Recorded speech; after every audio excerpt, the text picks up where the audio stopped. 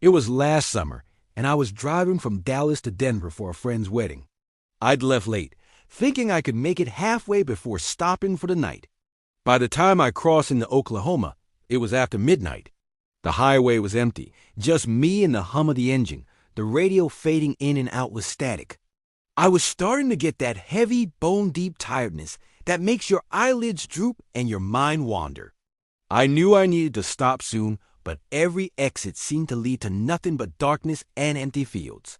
My phone had no signal, and the GPS kept rerouting, the blue dots spinning in circles. That's when I saw the sign, Sunset Pines Motel to 1 mile ahead. The letters glowed in faded neon, and there was a little arrow pointing down a side road. I almost missed the turn, but at the last second I veered off the highway and onto a narrow, 2-lane road lined with tall grass and old barbed wire fences. The motel appeared out of the darkness like something from another time. It was a single-story building, painted pale yellow, with a row of doors and a flickering vacancy sign buzzing above the office. There were a few cars in the lot, but everything was quiet. The air smelled like rain and dust. I parked near the office and got out stretching my legs. The night was warm, but a chill ran down my spine as I walked to the door. Inside, the lobby was small and dimly lit, with faded wallpaper and a dusty counter. An old bell sat next to a guestbook, and behind the counter was a woman in her 60s, her hair pulled back in a tight bun. She looked up and smiled, but there was something off about her eyes, too bright, too wide. "Checking in?" she asked, her voice soft and slow. "Yeah," I said, trying to sound casual. "Just need a room for the night."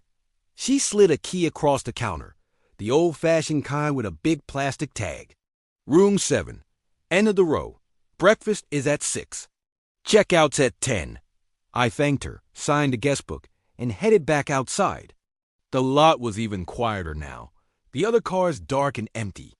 I walked past the row of rooms, counting the numbers until I reached 7. The door opened with a creak, and I stepped inside.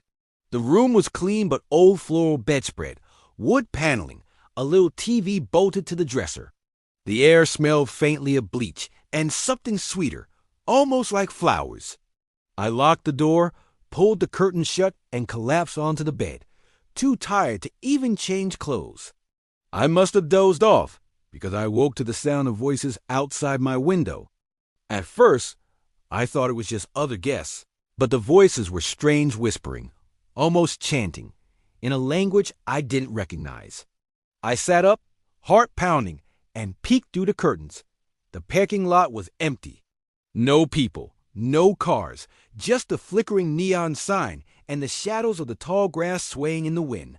I tried to shake it off, telling myself I was just dreaming. I turned on the TV, but every channel was static. The clock on the nightstand blinked 3:13 a.m. I lay back down, but the feeling of unease wouldn't go away. That's when I heard footsteps outside my door, slow, deliberate, crunching on the gravel. The footsteps stopped right outside, and I saw a shadow pass under the crack of the door. I held my breath, listening as the doorknob rattled gently, like someone was testing it. I wanted to call for help, but my phone was still dead. No bars, no signal. I grabbed the room key and clutched it in my fist, as if it could protect me.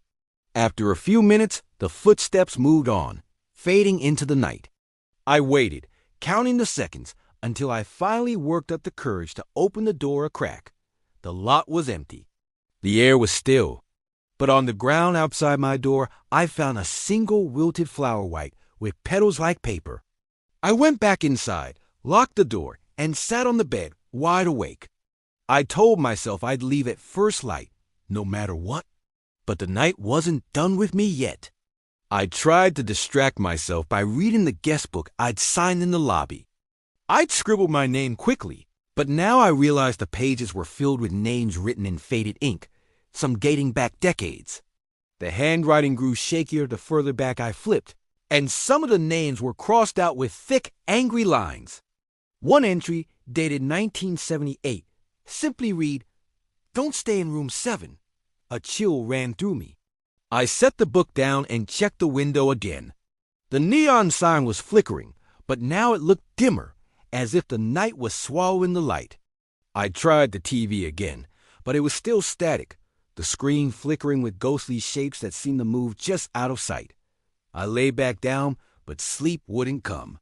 The whispers outside grew louder, rising and falling like a distant storm. I pressed my pillow over my ears, but the sound seeped through, filling the room with a sense of dread. At some point, I must have drifted off, because I woke to the sound of someone knocking on the door. 3 slow, heavy knocks. I sat up, heart pounding, and stared at the door. The clock still read 3:13. The knocking came again, louder this time. I didn't answer. I didn't move. I just sat there, frozen, until the knocking finally stopped. When the first light of dawn crept through the curtains, I packed my bag and left the room without looking back. The parking lot was empty, the other cars gone. The office was dark, the blinds drawn tight. I tried to return the key, but the door wouldn't budge. I got in my car and drove away, glancing in the rearview mirror. The motel looked faded, almost transparent in the morning light, like it was being swallowed by the rising sun. But the story doesn't end there. Back on the highway, I tried to convince myself it was all just exhaustion, a trick of the mind. But as I drove, the world felt off like the colors were a little too faded, the sky a little too pale. I kept glancing in the rearview mirror, half expecting to see the motel still looming behind me, but it was gone, swallowed by the morning haze. I stopped at a gas station a few miles down the road, desperate for coffee and a sense of normalcy. The attendant was a middle-aged woman with tired eyes. I asked her if she knew anything about the Sunset Pines Motel. She frowned, shaking her head. "There's no motel out that way," she said. "Not for 20 miles at least. You must have taken a wrong turn." I tried to explain, describing the sign, the building, the woman at the desk. The attendant just looked at me like I was crazy. "You sure you weren't dreaming?" she asked. I paid for my coffee and left, but the unease only grew. I checked my phone, still dead. I tried to call a friend, but the call wouldn't go through. It was as if the world was refusing to let me connect with anyone outside that stretch of road. When I finally reached Denver, I checked into a real hotel, one with bright lights, a busy lobby, and people everywhere. I plugged in my phone, and it came back to life instantly. Full bars, dozens of missed notifications. I tried to forget about the night before, but when I unpacked my bag, I found the room key from the Sunset Pines Motel still in my pocket. The plastic tag was cracked and faded, the number 7 barely visible.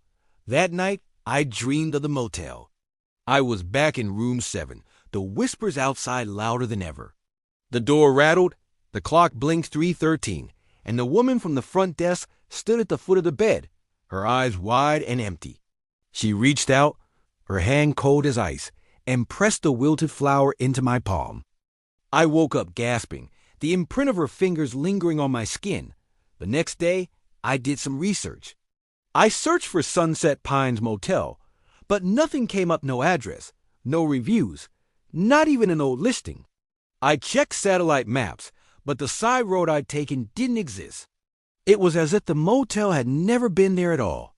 Sometimes, when I'm driving late at night, I see a neon vacancy sign glowing in the distance, and I feel a chill run down my spine.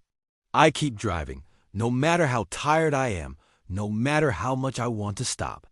Because I know that some motels aren't meant for the living, and some doors, once you check in, are never meant to be opened again.